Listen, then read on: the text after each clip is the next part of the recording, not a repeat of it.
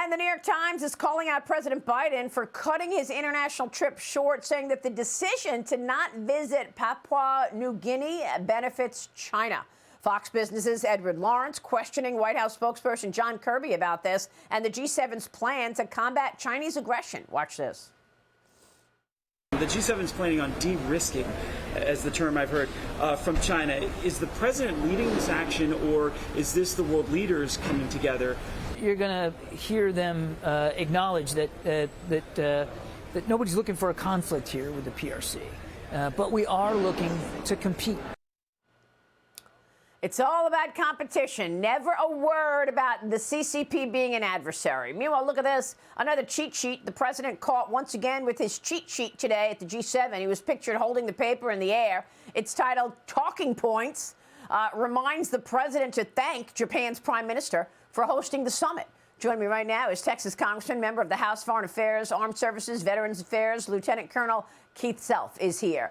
Good to see you, Congressman. Thanks very much for being here. How would you assess the president's trip to Japan so far?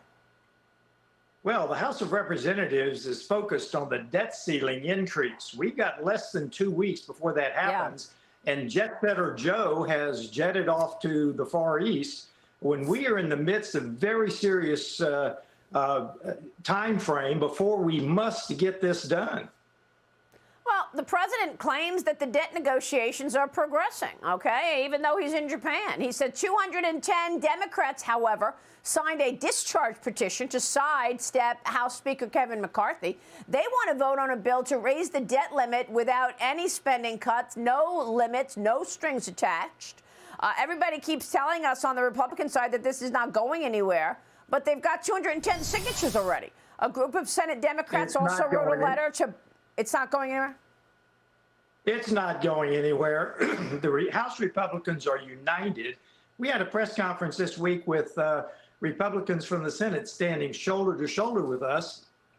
45 Republican senators make it impossible for a clean debt ceiling bill to get through the Senate. We've already passed our bill. It is time for the president to negotiate. I think the negotiations are happening, but time is running short. And we need to get this deal done along the lines of the Republican bill that we passed. We've done our job. Now the president needs to do his.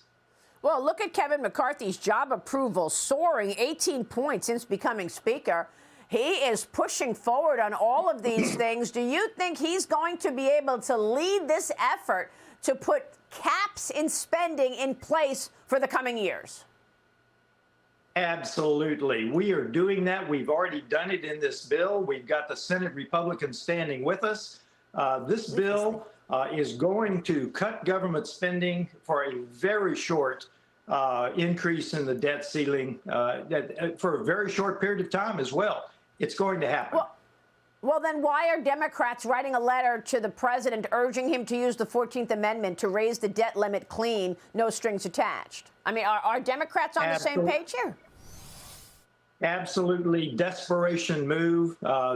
They understand that is not constitutional. It will not happen. These are moves of desperation by the Democrats. The Republicans are leading this effort. We now have a bill on the table. It's time for the president and Schumer to come to the table and do the deal before 1 June. Congressman, we've got to talk about the border. We just showed another bus showing up at Port Authority in New York City today. This morning already, migrants on the ground in New York City. Texas Governor Greg Abbott announcing that the state is now sending illegal migrants to Denver, Colorado.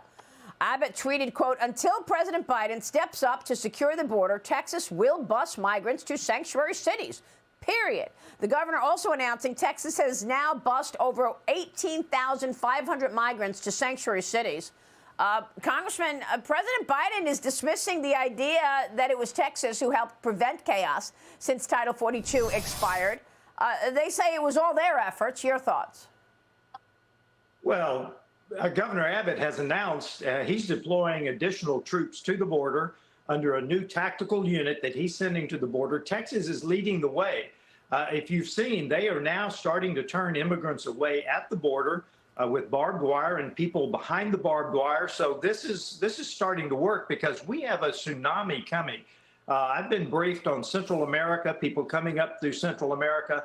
Until we make serious our efforts, it's going to continue. And oh, by the way, the sanctuary cities are crying over a minuscule number of illegal immigrants compared to what Texas is suffering. So I have very little sympathy for those sanctuary cities who a minuscule number of immigrants at their doorstep. So, Congressman, what kind of an impact are you seeing in terms of the border towns, Texas towns? How have things changed as a result of this explosion of immigrants coming through the wide open border? The thing that concerns me the most is the demanding nature of the immigrants. They don't knock on doors and ask for things now. They demand. They are as well armed as the ranchers are, the ones that are bringing them over. The rapes continue. I'm starting to look at the Darien Gap, the area between Colombia and Panama, which is a choke point. There are lots of people coming up through Central America to the border, and this is the time with the demise of Title 42. We have got to get a handle on it. It gives us that opportunity. The House has passed a very strong border bill to restart construction of the wall, to increase the number of border agents, to start protecting the children that are coming across the border. Yeah, by the way, you know who else is using the Darien Gap to get through? Chinese nationals. And what I'm told by the Border Patrol is that they're all engineers. Why are so many engineers coming through the Darien Gap to come and get apprehended and come into America? We don't know how many gotaways there are, by the way. But the number of Chinese nationals up 1,100% in the last year, Congressman. What's going on there, you think?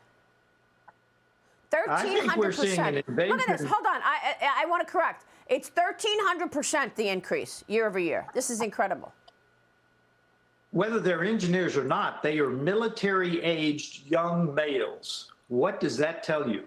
They are infiltrating a reasonably sized force into the United States, and we need to start paying attention to that. These are Chinese. China is at war with us psychologically, financially, and now perhaps infiltrating an army across the border. Yeah, we're studying this. I find this highly suspect, Congressman. We're going to keep a spotlight on it for sure. All of these people coming in, for what reason? Are they being directed by Xi Jinping? We don't know. Congressman Keith Self, good to see you, sir. Thank you.